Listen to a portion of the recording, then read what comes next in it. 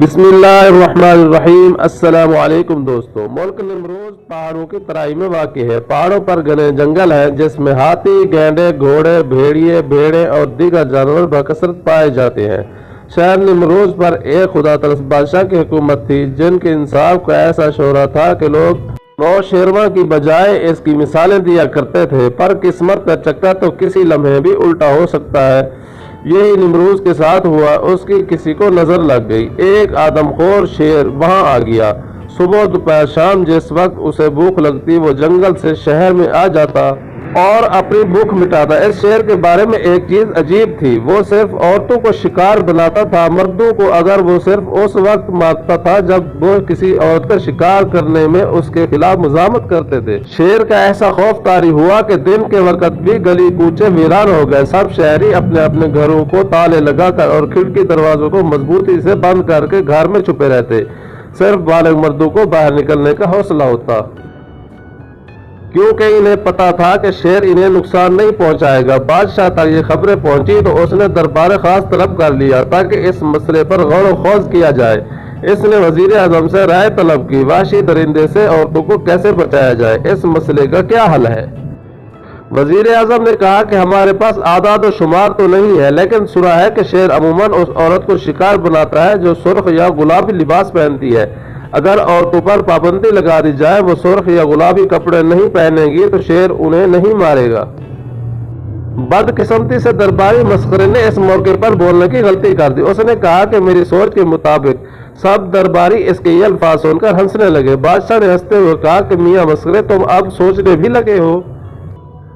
کیا تم نے سنا نہیں کہ وزیر اعظم نے کیا کہا ہے؟ وہ اسی وجہ سے وزیر اعظم ہے کہ وہ بہت عقل مند ہے، اور تم اس وجہ سے شاہی مسخرے ہو کہ تم سوچ نہیں سکتے، اور تمہاری بے وقوفیوں پر سب ہنستے ہیں۔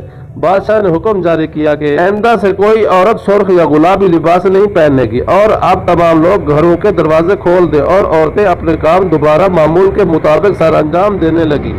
بدقسمتی سے اسی شام شیر نے ایک اور عورت کا شکار کر لیا۔ اس نے سبز رنگ کے کپڑے پہنے ہوئے تھے۔ بادشاہ نے اگلی صبح دربار لگایا اور پھر غور ہونے لگا کہ شیر کے حملے کی کیا وجہ ہو سکتی ہے اور مسئلے کو کیسے حل کیا جا سکتا ہے، اور وحشی درندے سے عورتوں کو کیسے بچایا جائے۔ اس مرتبہ کوتوال نے بات کی، میرے خیال میں مسئلہ کپڑوں کی رنگت کا نہیں ہے۔ اس عورت نے لہنگا پہنا ہوا تھا۔ شیر سمجھا کہ یہ کوئی موٹا تازہ شکار ہے جس میں سے خوب گوشت نکلے گا، اس لیے اس پر حملہ آور ہو گیا۔ درباری مسخرے نے دوبارہ بولنے کی کوشش کی، میری سوچ کے مطابق۔ بادشاہ اپنا پیٹ پکڑ کر ہنسنے لگا اور باقی درباری بھی ہنس کر دوہرے ہو گئے، اور مسخرے کی بات قہقہوں کے شور میں دب گئی۔ کوتوال کی بات سب کو سمجھ آ گئی تھی۔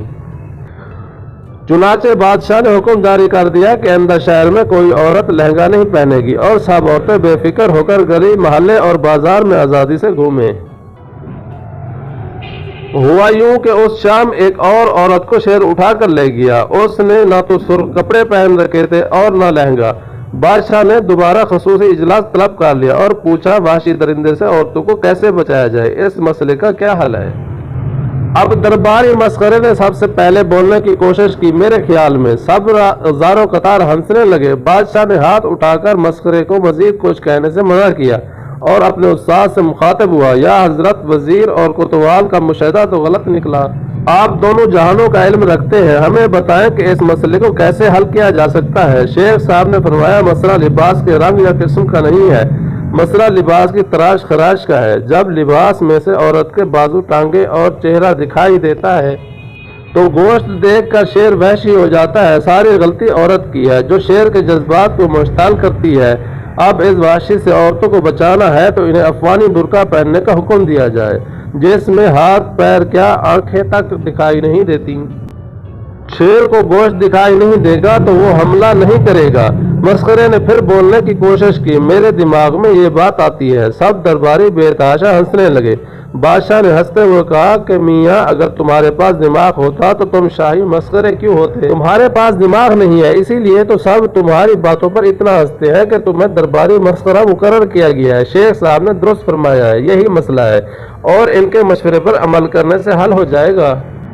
حکم جاری کر دیا کہ آئندہ نیمروز کی تمام عورتیں افغانی برقع پہنا کریں گی اور شیر انہیں کوئی نقصان نہیں پہنچائے گا۔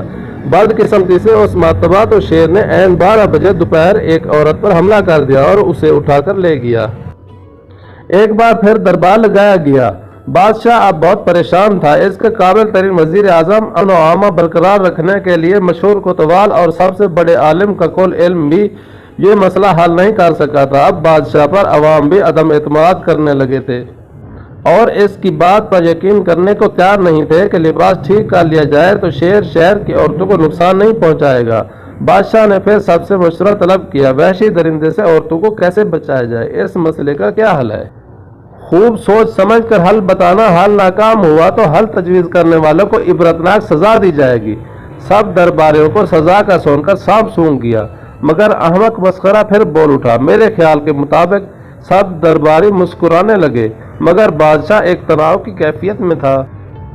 उसने चिढ़कर कहा, एक बार ही बता दो कि तुम्हारे नन्हे से दिमाग में क्या खिचड़ी पक रही है, ताकि हम इसे एक मर्तबा सुनकर कूड़े के ढेर पर फेंके और फिर सब आके लुदाना इस मसले पर यकसुई से गौर कर सके।